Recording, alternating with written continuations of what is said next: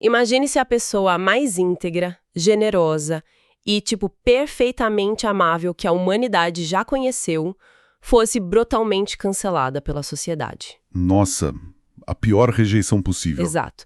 Imagine que, bem no dia do seu aniversário de 33 anos, absolutamente todos os seus amigos, seguidores e confidentes a tivessem bloqueado, abandonado mesmo e a deixado para sofrer a pior das humilhações sozinha em praça pública. É um cenário desolador, sabe? Muito. E hoje a gente vai explorar por que a figura central da história ocidental passou exatamente por isso e como a resposta maravilhosa a esse abandono inverte tudo, absolutamente tudo, o que a gente acha que sabe sobre empatia. Mas antes de mergulharmos nisso, que a paz e a bênção divina acompanhem o dia de cada um que nos ouve agora. Amém. É uma alegria imensa iniciar a nossa exploração de hoje. Com certeza. E a nossa imersão foca num material verdadeiramente notável. É o livro Manso e Humilde, escrito pelo autor Dane Ortlund. Um livro fantástico, aliás. Sim. E a nossa missão aqui é quase cirúrgica. Nós vamos focar num trecho muito específico da obra, que é o capítulo intitulado Que Pode Se Compadecer. Exato. A ideia é entender como um único versículo bíblico antigo, mais especificamente Hebreus 4, versículo 15, pode ser, revirado, esticado, examinado de todos os ângulos. Para revelar uma visão radical sobre o sofrimento humano e a solidariedade divina, né? Isso mesmo. E a forma como esse livro faz isso resgata uma tradição belíssima de análise textual. O Ortlund traz de volta a abordagem clássica dos puritanos. Ah, os puritanos. E a maneira como os teólogos puritanos escreviam e pensavam é fascinante, porque eles não liam um texto apenas de passagem, tirando uma moral rápida da história. Eles iam fundo, né? Muito fundo. Eles pegavam um único versículo e o drenavam até a última gota possível. Eles extraíam cada nuance gramatical e teológica. Nossa! Mergulhando de cabeça nas palavras mesmo, a ponto de escreverem centenas de páginas dissecando a beleza escondida em, 3 ou 4 vocábulos. Mas espera um pouco. Eu preciso fazer o papel de advogada do diabo logo de cara para contextualizar quem nos ouve. Manda ver. Porque quando a palavra puritano surge em qualquer roda de conversa, a primeira imagem que vem à mente da maioria das pessoas é de um grupo de moralistas bem severos. O pessoal de preto, sério. Aquelas figuras históricas vestindo roupas escuras, com o dedo em rixe, apontando falhas, sempre prontos para punir quem desse um simples sorriso numa tarde de domingo. Sim, essa é a imagem clássica. Então, como é possível que um texto vindo dessa tradição foque tanto na ternura e na empatia profunda? Não parece meio contraditório? Olha, é uma excelente provocação. A caricatura histórica que o mundo moderno herdou deles é realmente de uma rigidez terrível e muitas vezes punitiva. Sim, é o que a gente aprende na escola, quase. Exato. Mas, se a gente conectar isso a um contexto histórico maior e ler as fontes originais, a história muda. O que encontramos nos escritos pastorais puritanos é com grande frequência uma teologia de uma afetividade comovente. Sério? Muito. Totalmente voltada para confortar a alma humana angustiada. O texto que estamos analisando usa como base, por exemplo, uma obra fundamental chamada O Coração de Cristo. Escrito por quem? Foi publicada em 1651 por um autor puritano chamado Thomas Goodwin. Ah, o Goodwin. Isso. O versículo que o Goodwin escolheu para drenar dessa maneira profunda foi justamente o que guia o capítulo de Ortlund, Hebreus 4:15. E por que o ano de 1651 é tão importante nessa conversa? Bom ponto. O que estava acontecendo na vida prática das pessoas para que houvesse uma necessidade tão desesperada de ouvir sobre o coração compassivo de Cristo? Então, a gente precisa olhar para a realidade da Inglaterra no século XVII. Eram tempos de devastação pura. Uma época bem pesada. Demais. Teve uma guerra civil brutal que fragmentou famílias e o país inteiro. Instabilidade política constante, o fantasma de doenças graves circulando. Nossa, e a medicina da época não ajudava muito, né? Nada. Uma mortalidade infantil altíssima e expectativas de vida incrivelmente curtas. O trauma era o pão diário das pessoas. Devia ser desesperador. Elas estavam psicologicamente exaustas, desanimadas e cheias de um medo existencial que paralisava tudo. O título completo da obra do Goodwin falava sobre, e eu cito aqui, o coração de Cristo no céu para com pecadores na terra. Ah, tem essa conexão, céu e terra no título. Exato. O grande objetivo dele, diante de tanta tragédia, era convencer pessoas completamente destruídas de que o Cristo exaltado, Aquele todo-poderoso, né? e esse mesmo, aquele que a teologia afirmava estar agora na glória majestosa e inatingível dos céus, o Goodwin queria mostrar que ele possuía exatamente a mesma afeição terna, a mesma disposição curadora pelos sofredores na terra que ele tinha demonstrado quando caminhava fisicamente pelo mundo. Entendi. Então a tese era provar que a ascensão ao poder divino e a ida aos céus não esfriou o coração dele de jeito nenhum. Perfeito. Ele queria demonstrar que o sagrado não se tornou imune e indiferente à dor humana só porque mudou de endereço geográfico e espiritual, sabe? Ok, vamos desvendar isso.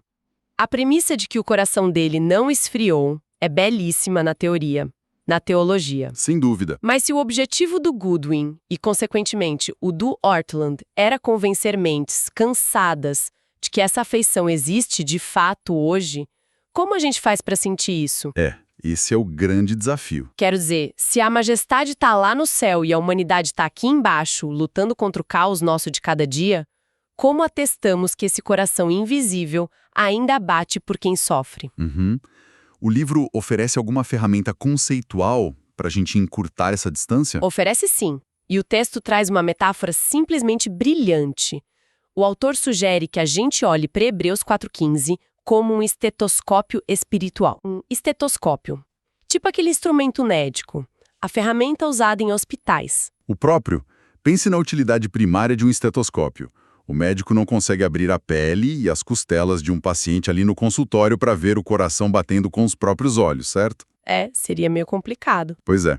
No entanto, o estetoscópio permite que ele ouça a força vigorosa daquele músculo. Ele escuta o ritmo vital e constante da vida pulsando lá dentro. Ah, tô entendendo onde ele quer chegar. O autor de Manso e Humilde diz que esse versículo bíblico funciona da mesmíssima maneira.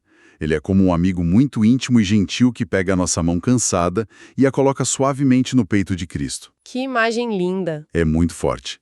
Através dessas palavras antigas, a promessa é que nós podemos ouvir o batimento, sentir a força real das suas afeições e dos seus anseios mais profundos por quem está em apuros. Então, o argumento do livro é que a gente não precisa ficar buscando evidências místicas pelo ar ou esperar por sinais mágicos nas nuvens.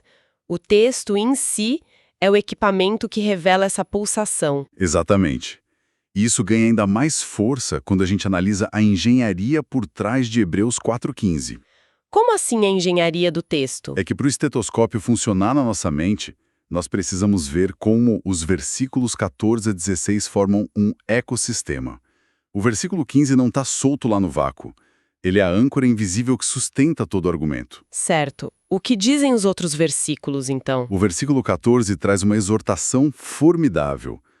Ele diz, conservemos firmemente a nossa confissão. O que pode ser traduzido tipo como uma ordem para não desistir, para manter a fé no meio da tempestade. Um incentivo de resistência. Isso. E o versículo 16, logo depois do nosso texto principal, traz um convite muito ousado. Cheguemos com confiança ao trono da graça. E onde o versículo 15 entra nessa dinâmica toda? Ele entra bem no meio das duas afirmações.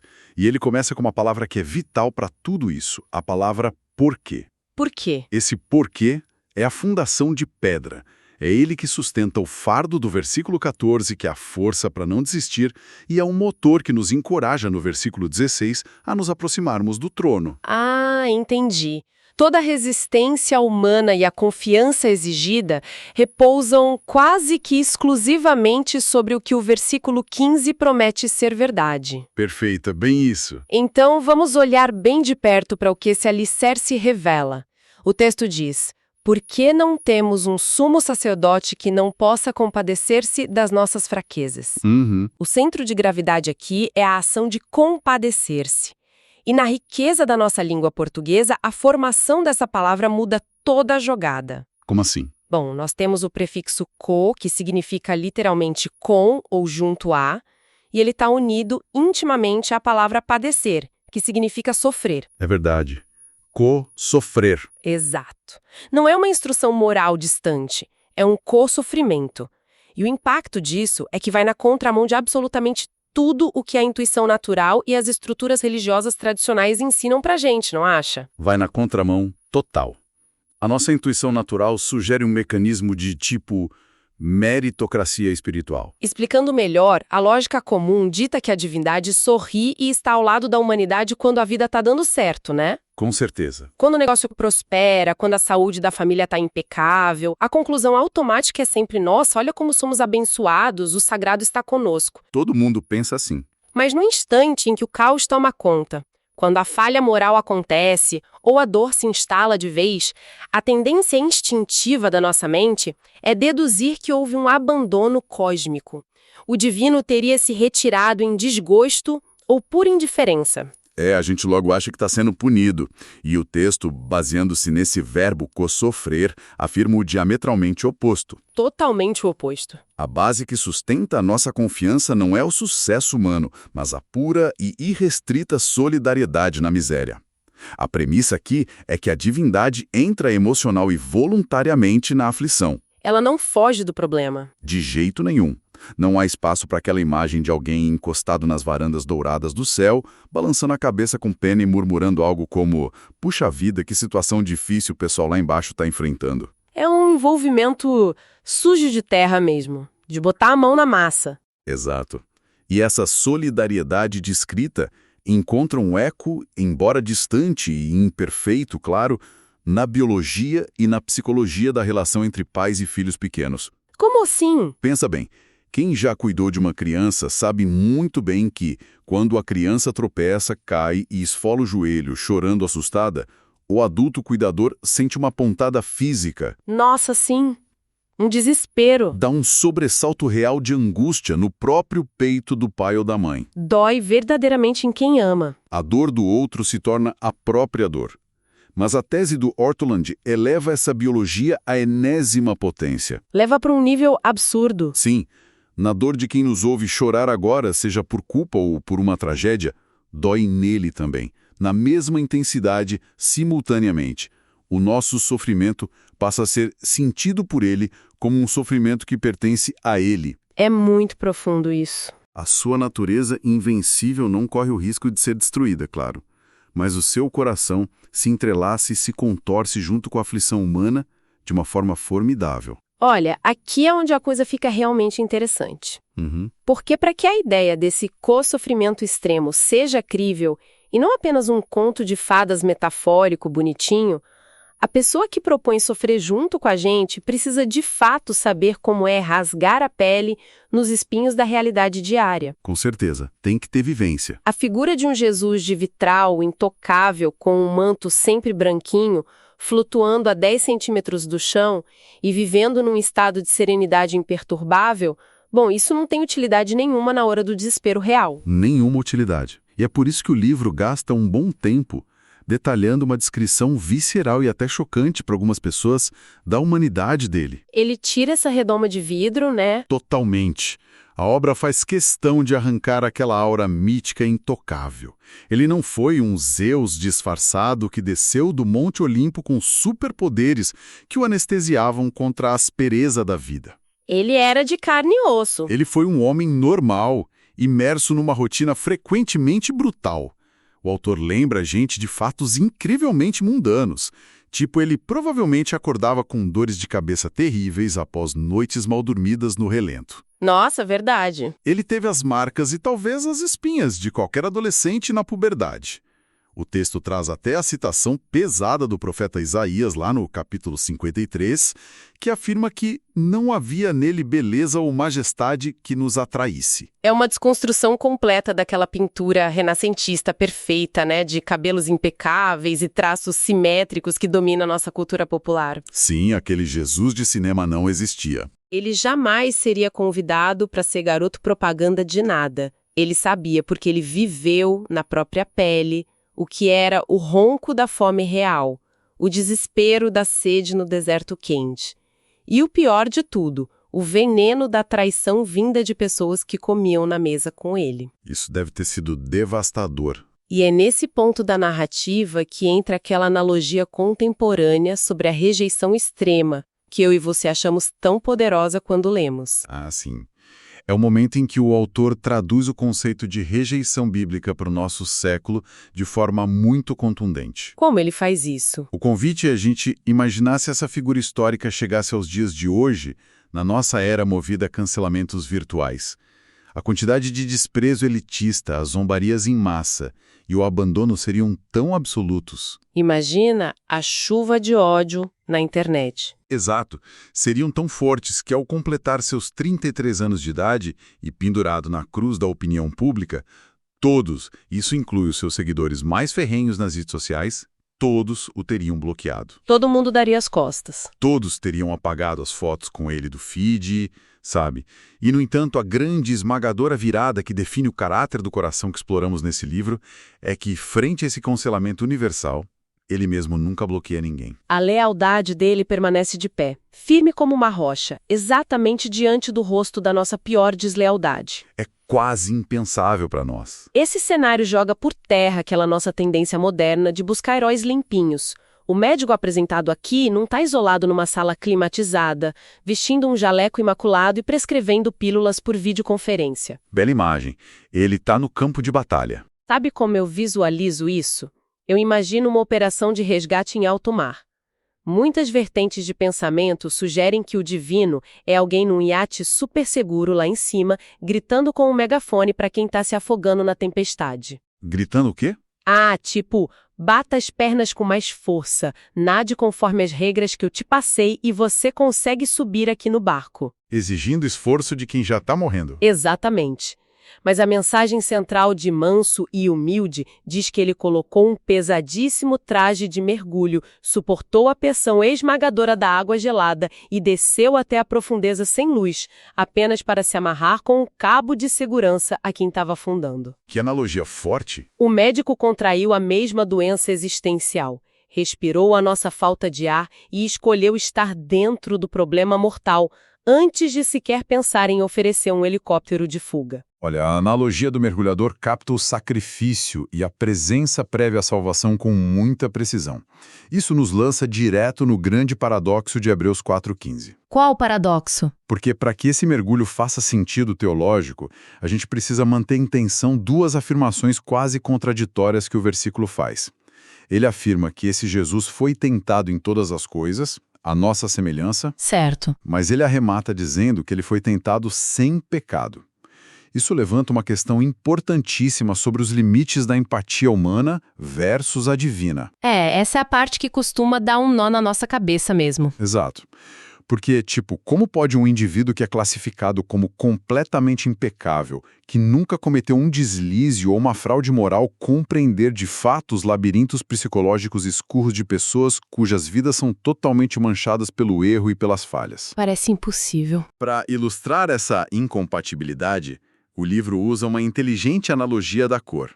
Como funciona? Imagine se o erro moral, a nossa quebra de padrão e o nosso egoísmo fossem representados pela cor azul. A realidade não é que a humanidade produz algumas atitudes azuis de vez em quando, sabe? Nós não temos só manchas azuis. Não, a realidade é que nós somos compostos pela cor azul. Toda a nossa percepção, nossas palavras impulsivas, nossos medos, tudo está tingido e saturado de azul.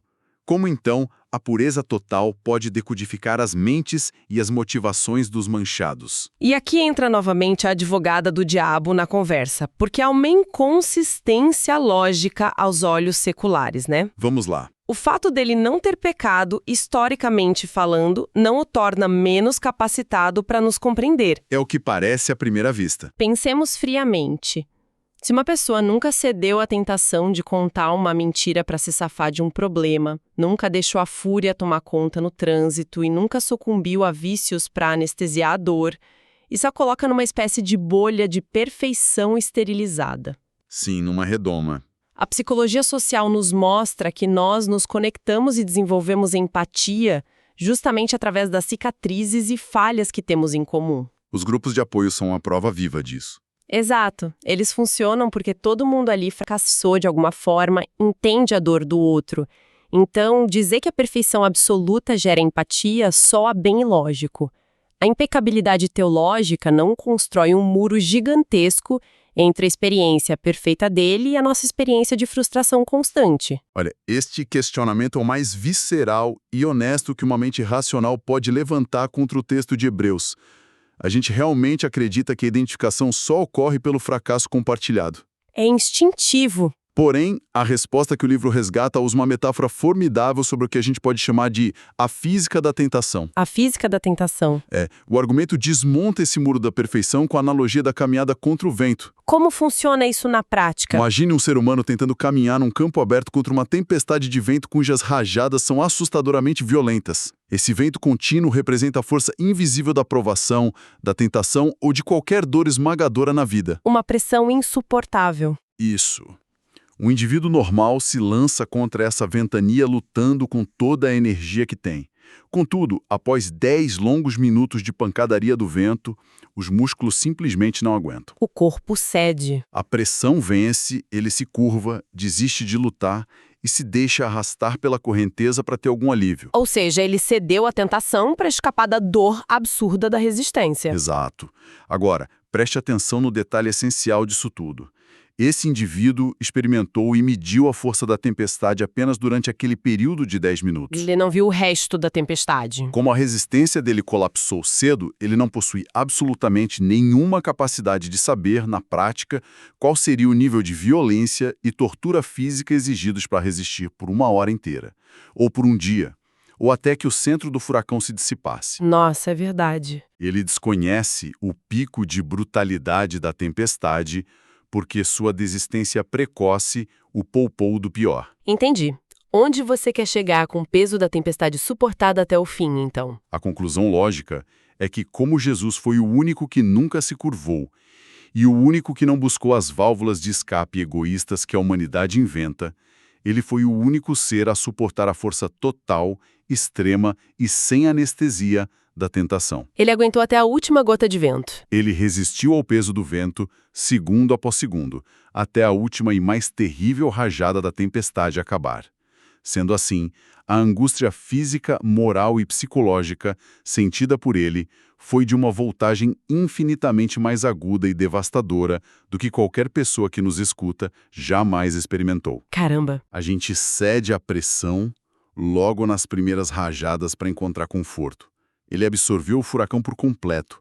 O fato de não ter pecado, ao contrário de criar distanciamento, significa que ele é o único no universo que sentiu o limite do sofrimento sem quebrar. Que mudança de perspectiva! Maravilhosa! Ele pagou o preço máximo da resistência e por isso conhece a nossa dor melhor do que nós mesmos. Isso vira o jogo de um jeito impressionante. A impecabilidade não é falta de vivência empírica. É, na verdade, a vivência de uma dor incalculável que nós evitamos sentir quando cedemos ao erro. Perfeito. E isso fecha o argumento de uma maneira brilhante, porque nos revela que a perfeição inquebrável dele é o único mecanismo técnico e espiritual capaz de garantir a nossa salvação real. O texto até cita um pensador colossal chamado John Owen, que traz isso para o nível do solo. O John Owen, o que ele disse? Ele diz que se a humanidade está presa, atolada até o pescoço no fundo de um buraco lamacento e escuro, bom, de nada adianta ter outra pessoa amarrada e imobilizada lá no fundo do mesmo poço com a gente, sofrendo da mesma impotência. Claro. 2 prisioneiros acorrentados não podem libertar um ao outro da masmorra. Exato. Somente alguém que está firmemente ancorado num chão sólido, do lado de fora das grades e longe da lama, tem a estabilidade estrutural e a alavanca de força necessárias para jogar uma corda e puxar o prisioneiro em segurança. É a física do resgate. A pureza intacta e vitoriosa sobre a tempestade é o que garante matematicamente que ele tem força de resgate. Porém, o grande clímax emocional dessa teologia que desvendamos hoje é que, mesmo possuindo o status de intocável e o poder de operar o resgate à distância, O que ele faz? o desejo intrínseco do coração dele é pular voluntariamente para dentro da escuridão e da sujeira do nosso buraco. Ele faz questão de colocar os ombros sob a nossa lama e abraçar o prisioneiro antes de puxá-lo para cima. A empatia que ele sente demanda presença, não apenas eficiência técnica. Sensacional. E é aí que chegamos à conexão profunda que o Goodwin chamava de o coração da graça.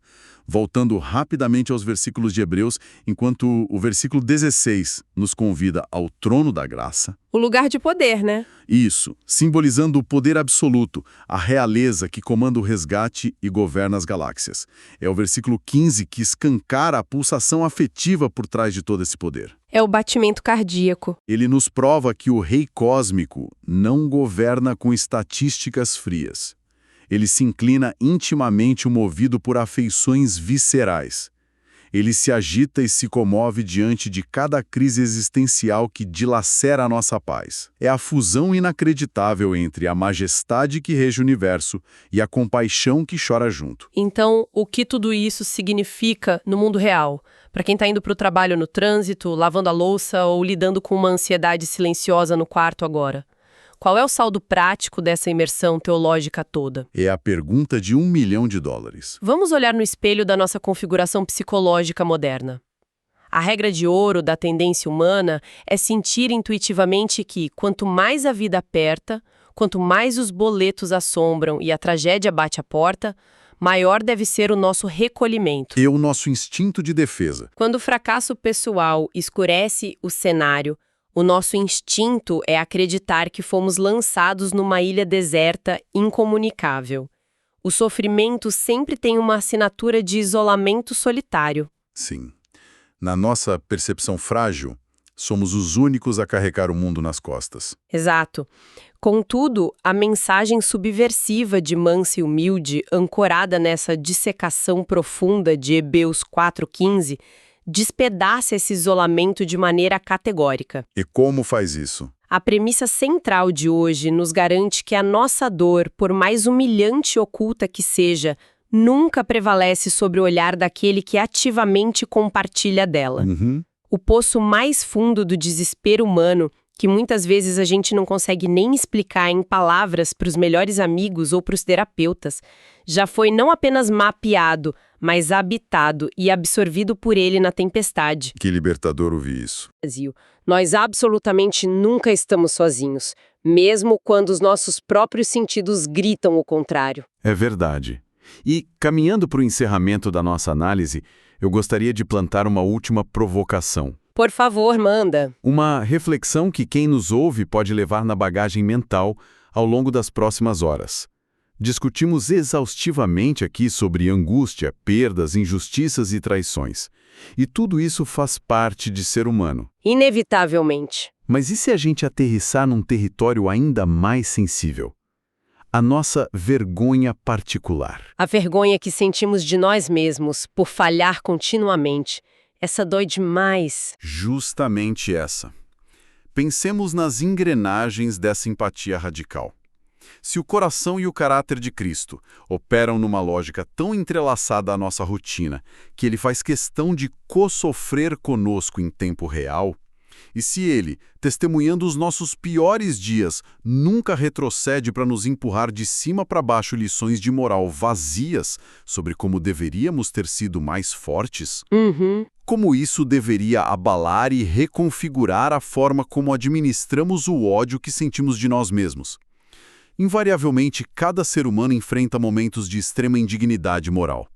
Dias em que a vontade é sumir, fugir das responsabilidades e nos trancarmos longe de qualquer luz de bondade por pura vergonha do que fizemos ou do que somos. É o fundo do poço emocional. E o que esse livro nos propõe de forma escandalosa é o seguinte: talvez, e eu deixo esse talvez ressoando talvez, aqueles microsegundos cruéis de maior humilhação psicológica interna, onde a nossa percepção nos julga como monstros e fraudes irreparáveis, sejam os instantes precisos, milimétricos, em que estamos sendo envolvidos e protegidos pelo abraço mais poderoso, teimoso e irredutível do universo. Nossa! O co-sofrimento destrói não só a sensação de abandono, mas desmantela o poder da nossa vergonha paralisante. É uma mudança de paradigma gigantesca. Uma reflexão colossal. É algo que exige coragem para ser digerido e que tem o poder de alterar definitivamente a forma como nós nos enxergamos frente às nossas maiores imperfeições e fracassos diários. Essa imersão formidável no coração do texto nos deixa com pilhas de insights maravilhosos para processar sobre a dimensão inesgotável dessa empatia e sobre a disponibilidade infinita de um abraço que não recua frente à nossa lama existencial. Com certeza, muito material para pensar. Mas a excelente notícia do dia é que o nosso fôlego não acaba por aqui. Muito pelo contrário, nós temos a honra de informar que teremos um novo episódio desse mesmo livro. Oba, tem mais vindo por aí. Sim, para continuarmos mapeando e absorvendo as revoluções teológicas que essa obra esconde nas próximas páginas. Que Deus abençoe todos os ouvintes.